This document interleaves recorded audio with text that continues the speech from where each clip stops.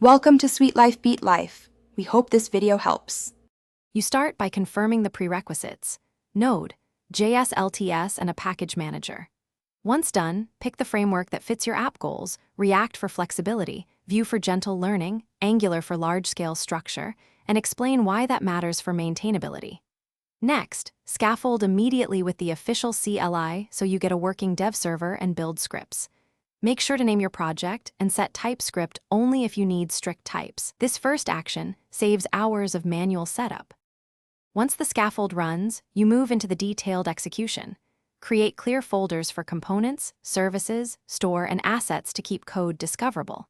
Implement routing and state management next. Because predictable data flow prevents bugs, choose Redux/Pinia or built-in solutions depending on the framework. Then integrate API calls with centralized services and add reusable UI components. Make sure to wire linters, formatters, and unit tests early so code quality scales, and use environment variables for secrets rather than hard coding.